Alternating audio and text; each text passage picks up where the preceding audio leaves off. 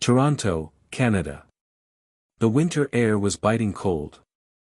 Inside the quiet parish of St. Lawrence the Martyr, only a handful of people had come for Eucharistic adoration.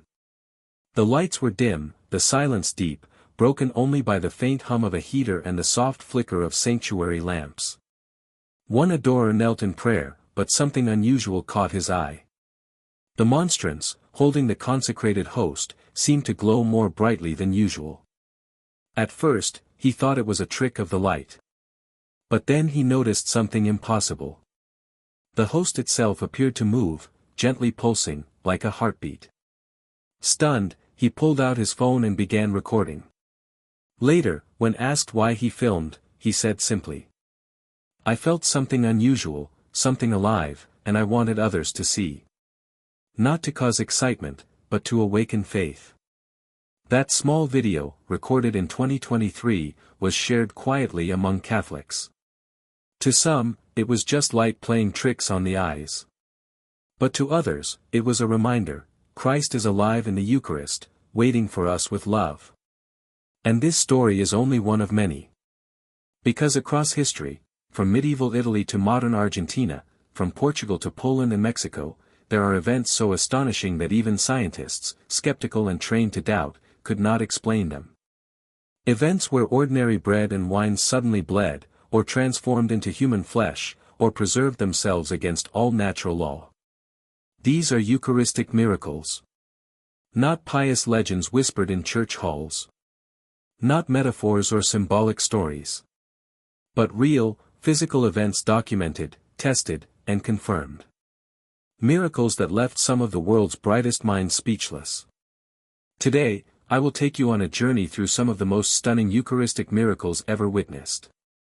And by the end of this video, you may never look at the Eucharist the same way again. The question that divides the world. For centuries, Christians have gathered to celebrate the Massachusetts bread and wine are consecrated, and believers proclaim, "This is my body. This is my blood." But what does that mean? For some, it is only a symbol, a reminder of the Last Supper. But for Catholics, the Eucharist is far more, it is truly the body and blood of Christ, present in a hidden but real way. And here lies the tension. If this claim is true, it changes everything. It means every Mass is heaven touching earth. It means Christ himself waits upon the altar. But if it is not true, then perhaps the entire Catholic faith rests on illusion. The Eucharist has always been a point of controversy. From the 1st century, when St. Paul warned that those who eat unworthily eat and drink judgment upon themselves, to the debates of the Reformation, to the casual indifference of many Christians today, the question remains, is Jesus really here? And so, at moments when doubt spreads, heaven seems to intervene. Through miracles. Through signs that defy natural explanation. Let us begin with the earliest and most famous. Miracle number 1, Lanciano, Italy, the beating heart of Christ. It is the year 750 AD. In the small Italian town of Lanciano, within the monastery of St. Longinus, a Basilian monk prepared for Massachusetts. He was faithful, devoted, well-trained. And yet, inside, he was plagued by torment. Day after day, as he raised the host and chalice, a single thought gnawed at him, is this truly the body and blood of Christ? Or am I leading people in nothing more than a symbolic ritual? For months he wrestled in silence. But one morning, heaven answered. As he spoke the words of consecration, "This is my body. This is my blood," the unimaginable happened. Before his very eyes, the host transformed into a piece of living human flesh. The chalice of wine changed into real, flowing blood. Imagine his horror and awe. The congregation saw his hands tremble, his face pale. For a moment he froze, overwhelmed with fear. But then he held up the miracle for all to see. News spread quickly. Pilgrims flocked from across Italy. The relics, the piece of flesh and the coagulated drops of blood, were carefully preserved. Over centuries, countless faithful came to venerate them. But here is where the story becomes even more extraordinary. Over 1,200 years later, the relics still remain. Flesh and blood, exposed to open air, without preservatives, without scientific intervention, and yet incorrupt. No natural explanation could account for this. So, in 1971, the Vatican authorized a thorough scientific investigation. The analysis was led by Dr. Edoardo Linoli, a renowned professor of anatomy and pathology. Using the best technology available at the time, he conducted tests that stunned the world. The flesh was identified as human myocardium, the tissue of the heart. The blood was confirmed as human blood, type AB. The proteins in the blood were intact, as if it were fresh.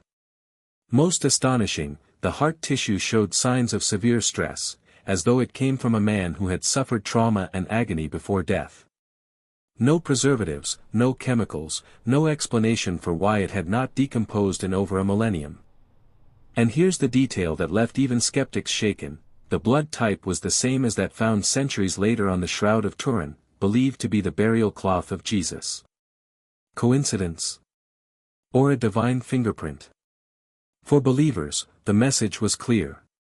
The Eucharist is not just bread, it is the living heart of Jesus, beating with love for humanity. Lanciano stands as one of the most powerful miracles in Catholic history. But it was only the beginning. Miracle number 2, Bolsena and Orvieto, the birth of Corpus Christi. Fast forward to the year 1263. In the Italian town of Bolsena, a German priest named Peter of Prague was on pilgrimage to Rome. Though devout, he carried a heavy burden. Like the monk of Lanciano, he struggled with doubt. Was Christ truly present in the Eucharist? Or was it only a symbol? One morning, while stopping in Bolsena, he celebrated Mass in the Church of St. Christina. As he spoke the words of consecration, something happened that would change the church forever. The host in his hands began to bleed. Not a few drops, but abundantly, so much that it stained his hands, the altar cloth, and even dripped onto the marble floor. Imagine the shock. The priest froze, trembling, trying to conceal the miracle. But the blood kept flowing. Word spread quickly. Soon the small church was filled with people. News reached Pope Urban IV, who was then residing in nearby Orvieto. He immediately sent investigators. When they arrived, they found the corporal, the altar cloth, soaked with real human blood. The miracle was undeniable. And the impact was enormous. For years, a holy woman named Saint Juliana of Mont Cornelin had received visions urging the Church to establish a universal feast in honor of the body and blood of Christ. But the feast had not yet been proclaimed. Now, with the evidence before him, Pope Urban recognized the miracle of Bolsena as heaven's confirmation.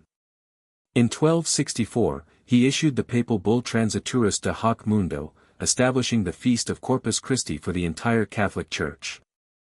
But that was not all. To give the feast the dignity it deserved, he turned to one of the greatest minds in history, St. Thomas Aquinas. It was Aquinas who composed the timeless hymns we still sing today, Pange Lingua, Adoro te devote, Tantum ergo. Hymns that echo through churches across the world, all born from a miracle of a bleeding host. To this day, the blood-stained corporal is preserved in the Cathedral of Orvieto, housed in a golden reliquary. Pilgrims continue to marvel at the relic that gave birth to one of the most beloved feasts in Catholic tradition. And once again, scientific analyses confirmed what faith already proclaimed: the stains are indeed real human blood, type AB, the same as Lanciano, the same as the Shroud of Turin. 3 signs, across centuries, converging on one truth: the blood is always the same. The blood of Christ. Lanciano. Bolsena. 2 events, separated by 5 centuries, but united in message.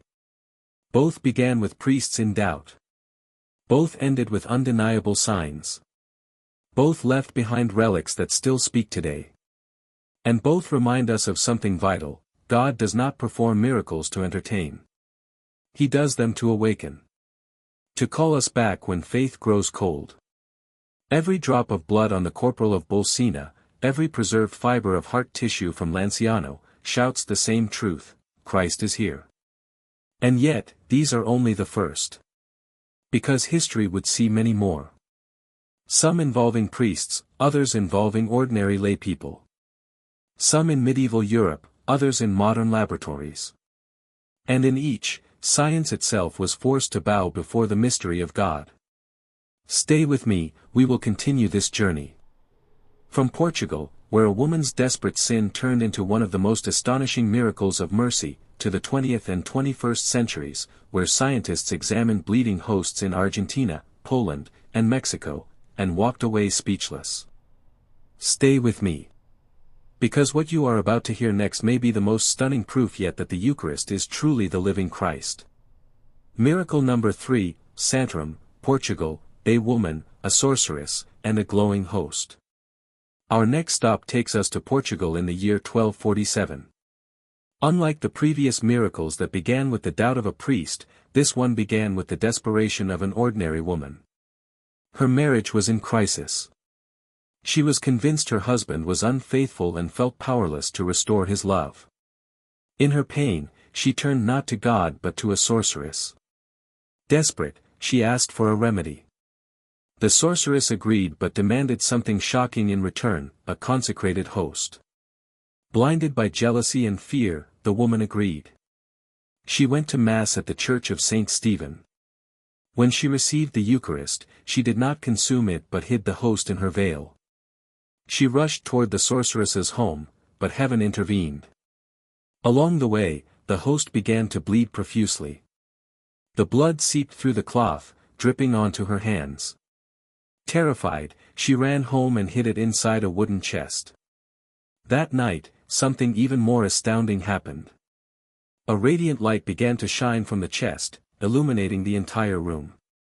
No candle, no flame, no natural source. Only the supernatural glow of the host. Overcome with guilt and fear, the woman wept and confessed her sin to the parish priest. Together with the townspeople, he carried the miraculous host in a solemn procession back to the Church of St. Stephen. There it was enshrined in a special reliquary, where it remains venerated to this day. The stains of blood are still visible on the cloths. The chest that once held the host is preserved. And centuries later, scientific examinations confirm the blood is human, type AB, the same as Lanciano, the same as Bolsena, the same as the Shroud of Turin. Santarém reminds us that even in human sin and weakness, God's mercy can break through. The woman sought a sorceress, but God transformed her failure into a miracle that would awaken faith for generations. Modern times, when science was forced to confront the Eucharist. It would be easy to dismiss these medieval miracles as distant legends.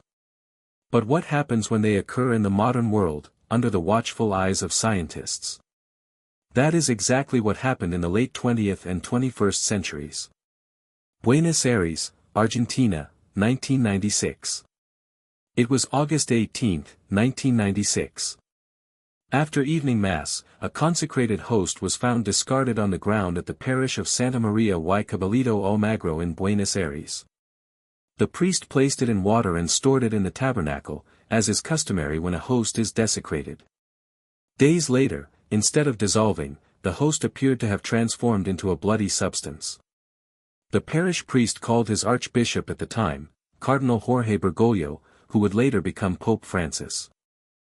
Bergoglio ordered photographs and scientific studies. In 1999, samples were sent to a laboratory in New York under strict secrecy.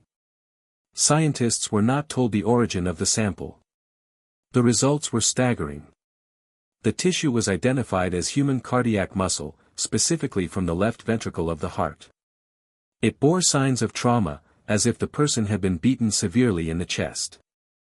White blood cells were present, indicating the tissue was alive when sampled. White cells cannot survive in dead tissue. The blood was type AB. The scientist leading the analysis, Dr. Frederick Zugibe, one of the world's top forensic cardiologists, was shocked when told the source of the tissue. If this came from a host, he said, then you have before you not only human flesh and blood, but living heart tissue. There is no scientific explanation. Sokolka, Poland, 2008. On October 12, 2008, in the small Polish town of Sokolka, a consecrated host accidentally fell during distribution. Following protocol, it was placed in water to dissolve. But instead of dissolving, a red spot appeared. When analyzed under a microscope, scientists discovered that the red fibers were living human cardiac tissue intricately fused with the bread. Not simply attached, but woven into the very structure of the host in a way that no human technique could replicate. The scientists wrote in their report, "This is living heart tissue, still beating when extracted." It is impossible to explain by natural means how this tissue has merged with the bread. Tixtla, Mexico, 2006. In Tixtla, during a parish retreat in 2006, a consecrated host began to bleed while in the hands of a minister distributing communion. The bishop immediately convened a scientific commission, including experts with no religious affiliation. Their findings once again left scientists baffled. The substance was real human blood, type AB. The bleeding was fresh and contained properties of living tissue. The host revealed cardiac muscle fibers under stress, identical to findings from Buenos Aires and Lanciano. The commission concluded, this phenomenon has no natural explanation. Common threads, a divine signature. What do all these miracles have in common? Human heart tissue. Every scientific analysis points to myocardium, the muscle of the human heart. AB blood type, whether in Italy, Portugal, Argentina, Poland, or Mexico, always the same. AB, the universal recipient. Symbolic of Christ who receives all.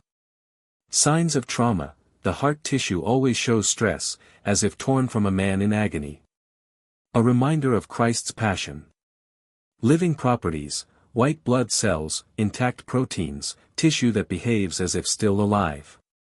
Impossible for samples centuries old or even days old without preservation.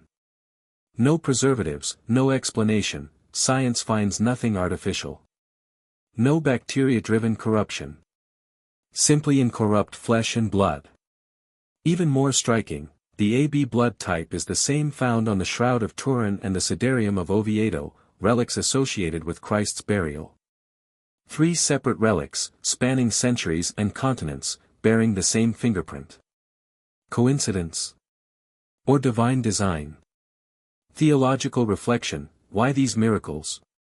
Why does God allow such miracles? Not to entertain. Not to provide scientific proof for the curious. But to awaken faith when it grows cold. Think of the timing. Lanciano, during a priest's doubt. Bolsena, when the church was discerning a feast for the Eucharist. Santrum, during a woman's sin and despair. Buenos Aires, as secularism grew and belief in the real presence declined. Sokolka and Tixtla, in an age when science claims to explain all things.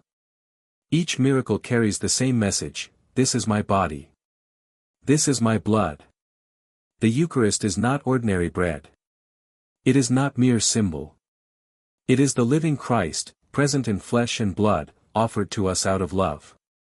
Even the enemies of faith know. There is one more detail worth pondering. Why is it that occultists and Satanists do not target ordinary bread? Why is it that when they seek to desecrate Christianity, they specifically steal consecrated hosts from Catholic masses? Because even in their rebellion, they recognize what some Christians deny, that something extraordinary happens at consecration. That the host is no longer bread, but the body of Christ. Even enemies of faith bear witness by their actions. The Eucharist is Christ's greatest gift. In every Mass, heaven touches earth. On every altar, Jesus offers us his body and blood. The question is not whether he is present. The question is, are we ready to receive him with hearts full of faith, humility, and love? Lanciano, Bolsena, Santrum, Buenos Aires, Sokolka, Tixtla, 6 miracles across centuries, across continents, each pointing to the same truth. Science cannot explain them. Skeptics cannot deny them. History cannot erase them. The Eucharist is alive. If you've stayed with me until now, let these stories do more than astonish you. Let them transform you. The next time you step into Mass, remember, the same Jesus whose heart tissue was found in Lanciano, whose blood type is stamped on every miracle, is the same Jesus who waits for you on the altar. Approach him not casually, but with awe. With gratitude. With reverence. For here, in the Eucharist, is love made visible. If you believe in the Eucharistic Jesus, write in the comments, I believe. Share this video to awaken faith in others. And subscribe for more stories of faith that nourish the soul. Thank you for watching. And remember, in the Eucharist, heaven touches earth, and Christ himself is waiting for you.